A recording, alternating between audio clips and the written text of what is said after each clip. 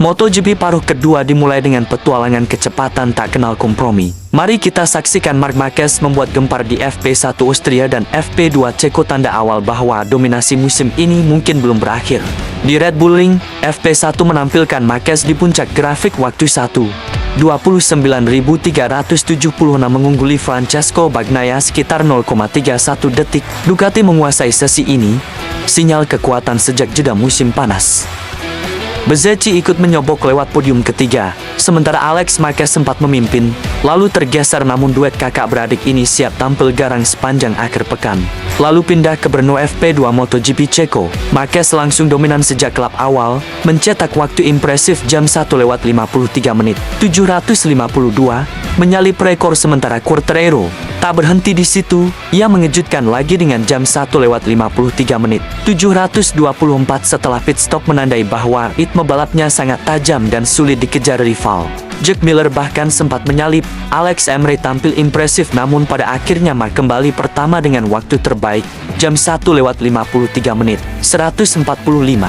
Hasil ini mengukuhkan bahwa Marquez bukan cuma cepat di FP1 tapi konsisten mengerikan di seluruh sesi latihan. Momentum ini memberi sinyal kuat menjelang sprint dan balapan utama. Di Austria, ia mengisyaratkan kesiapan untuk tersudahi kutukan Spielberg. Penggemar mengantisipasi apakah musim ini akan membawa petik pertama di Red Bull Ring. Di Ceko, setelah FP2, Marquez menambah satu sprint win lagi, rekor sprint ke-11 musim ini, meski sempat ada kekhawatiran penalti karena tekanan ban. Pada balapan utama di Brno, Marc mencetak kemenangan GP kelima beruntun, menyalip rekor Ducati dan memperlebar jarak di klasemen dengan keunggulan 120 poin. Kini, kembali ke Austria, dominasi latihan belum tentu menjamin hasil kualifikasi. Bezzecchi malah mencetak pole pertama, sementara Marc terpental ke P4 karena crash. Namun FP2 Austria kembali diwarnai tajamnya Emery mengungguli Bagnaia dan Casta. Motorsport bukan cuma soal kecepatan tapi soal mental dan adaptasi.